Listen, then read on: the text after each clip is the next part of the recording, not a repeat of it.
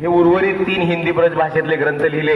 एका हातात तलवार आणि दुसऱ्या हातात लेखणी घेऊन ज्यांनी छत्रपती शिवाजीराजांनी स्थापन केलेल्या रयतेच्या स्वराज्याचं 5-5 शत्रूपासून रक्षण आणि संवर्धन केलं ते स्वराज्य रक्षक छत्रपती संभाजी महाराज.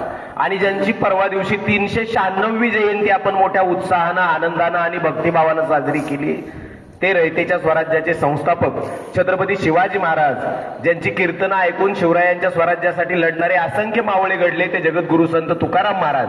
देशातली 1 जानेवारी 1848 रोजी मुलींची पहिली शाळा ज्यांनी सुरू केली आणि 1869ला रायगडावर जाऊन छत्रपती शिवाजी महाराजांच्या समाधीचा जीर्णोद्धार केला.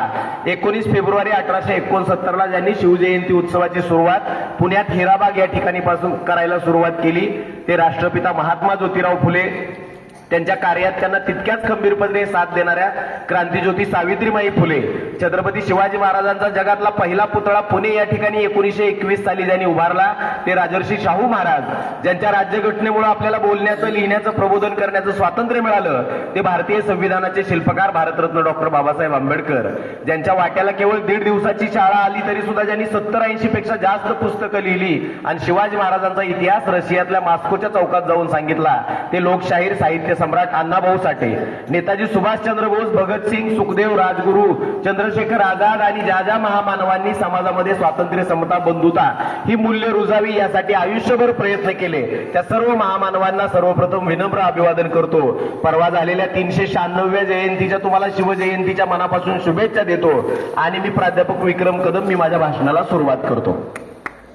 आजच्या या कार्यक्रमासाठी युनिक पब्लिक स्कूलचे विचार मंचावर उपस्थित असणारे संस्थापक सन्माननीय विनायकजी जटाळ सर, संस्था सचिव सन्माननीय सौभाग्यवती प्रणिता मनोज एलाले मॅडम आहेत, विद्यालयाच्या मुख्याध्यापक श्रीमती सौ वसमतकर भाग्यश्री मॅडम आणि ज्यांच्यामुळे या कार्यक्रमाचा योग आला ते आमचे मित्र, पाहुणे, खरोखर हाडाचा शिक्षक ज्याला म्हणतात आणि आपल्या विद्यार्थ्यांना सतत काहीतरी चांगलं देण्याच्या सारखी त्यांची तळमळ असते. ज्या ज्या वेळेस ते मला फोन करतात, बोलतात त्यावेळेस आमचा एकाच विषयावर चर्चा होत असते. आम्ही म्हणजे ज्या गावच्या बुरी त्या गावच्या बाबळी आपल्याकडे मराठीत म्हण आहे. तेही शिक्षण क्षेत्रात काम करतात, आम्ही शिक्षण क्षेत्रात काम करतो जटाळ सर, आणि त्यांचं सातत्यानं चाललेलं असतं की मुलांसाठी नवीन काय करता येईल. त्यांच्या सगळ्या सहकार्यांमध्ये ह्या सगळ्या गोष्टी तुम्हाला आता आम्ही नवीन सांगायची गरज नाही. ते चंद्रकांत सांडूर सर, आपल्या सगळ्यांसाठी एकदा जोरदार टाळ्या झाल्या पाहिजेत. कारण काय आहे, शिवजयंती साजरी करत असताना समाजामध्ये आपण बघतोय शिवजयंतीचं स्वरूप म्हणजे काय, गावागावामध्ये पोरं आता डॉल्बी लावतायत, मिरवणुका काढतायत. मिरवणुका काढल्याच पाहिजेत, पण शिवाजी महाराज केवळ डोक्यावर घेऊन मिरवण्याचा विषय नाही, शिवाजी महाराज डोक्यात घालण्याचा विषय आहे. ज्या दिवशी आपल्या मुलांच्या डोक्यात शिवाजी महाराजांचं खरं चरित्र जाईल त्या दिवशी अमेरिकेच्या अगोदर मंगळावर भारतीय तरुणांचं पाऊल पडलेलं असेल, इतकी ताकद शिवाजीराजांच्या चरित्रात आहे. म्हणून ह्या सगळ्या गोष्टी आपण केल्या पाहिजेत आणि म्हणून शिवचरित्राचा जागर करण्यासाठी या ठिकाणी मी आवर्जून आलो.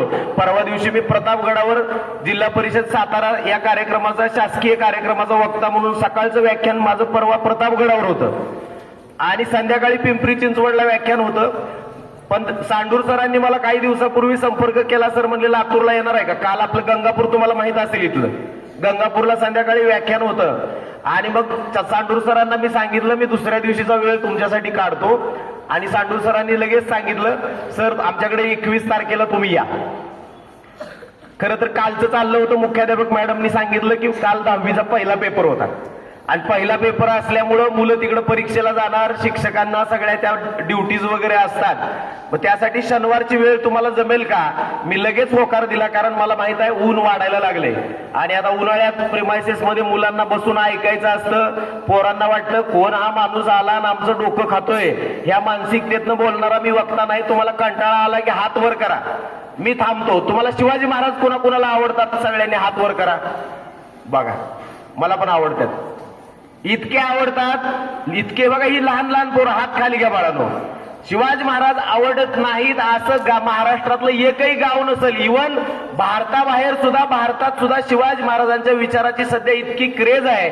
शिवाजी महाराजांनी नेमकं असं काय केलं साहेब. 396 वर्ष शिवाजीराजांच्या जन्माला परवा पूर्ण झाली.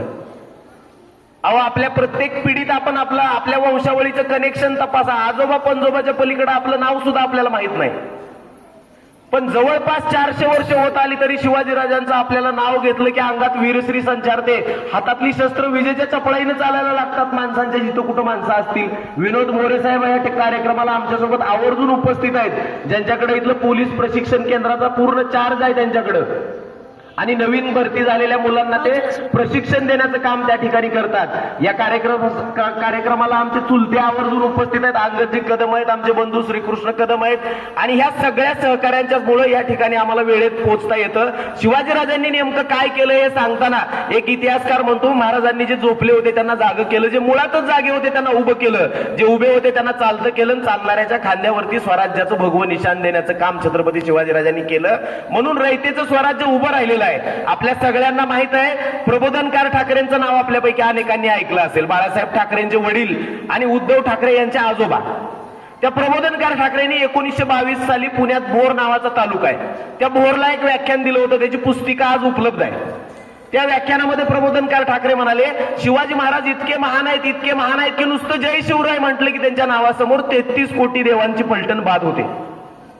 ह्याचं विश्लेषण करताना पुढे प्रबोधनकार ठाकरे म्हणतात, शिवाजी महाराजांनी असं नेमकं काय केलं, ज्या ज्या वेळेस या देशामध्ये परकीयांची आक्रमण झाली त्यावेळेस या 33 कोटी देवातला एकही देव हातात तलवार घेऊन बॉर्डरवर जाऊन थांबला नाही, अजिबात आमच्या देशात यायचं नाही म्हणून. इथल्या रयतेला पारतंत्र्यातून बाहेर काढण्यासाठी शिवाजीराजांना हातात तलवार घ्यावी लागली, रणांगण गाजवावं लागलं, चातुर्य पणाला लावावं लागलं. त्यामुळे 33 कोटी देवांना विसरला तरी चालेल, पण शिवाजीराजांना कधीच विसरू नका, असं प्रबोधनकार ठाकरे म्हणतायत. तुम्हाला रयत शिक्षण संस्था माहित असेल आमच्या साताऱ्याची. साहेब खूप चांगला प्रिमायसेस आहे, स्वच्छता वगैरे, कुठं साधं पान सुद्धा पडलेलं नाही, कागद तर दिसलाच नाही मला. तुमचं खरोखर अभिनंदन. तुमच्या संस्था चालक मुख्याध्यापकासाठी जोरदार टाळ्या वाजवल्या पाहिजे एकदा. कारण साहेब स्वच्छतेच्या सवयी याच वयात मुलांना लागतात, आणि आपली घाण दुसऱ्यानं उचलावं ही कन्सेप्टच चुकीची आहे मुळात. परदेशामध्ये शिपाई नावाचं पदच नाही, कारण माणसं स्वतःची घाण स्वतः उचलतात. रयत शिक्षण संस्था आमच्या साताऱ्यात आहे. रयत शिक्षण संस्थेची स्थापना करणारे कर्मवीर भाऊराव पाटील 1947 ला त्यांनी पहिलं कॉलेज काढलं. त्या कॉलेजला नाव दिलं छत्रपती शिवाजी महाविद्यालय सातारा. एक व्यापारी कर्मवीर अण्णांच्याकडे आला आणि अण्णांना म्हणाला, तुमचं कॉलेजचं काम सुरू आहे पण तुम्हाला पैसे कमी पडलेत, तुमचं बांधकाम आडलंय असं माझ्या कानावर बातमी आली. तो व्यापारी म्हणाला, मी तुम्हाला 2 लाख रुपये देतो. संस्था उभारणं, शाळा उभारणं किती अवघड काम असतं साहेबांना माहित आहे. कर्मवीर अण्णांना तो व्यापारी आला आणि म्हणाला, मी तुम्हाला 2 लाख रुपये देतो पण माझी एक अट आहे. कर्मवीर अण्णांनी विचारलं, काय अट आहे? तो व्यापारी म्हणाला, मी तुम्हाला 2 लाख रुपये देतो पण माझी एक अट आहे. ती अट म्हणजे कॉलेजला दिलेलं शिवाजीराजांचं नाव पुसा, तिथं कॉलेजला माझं नाव द्या.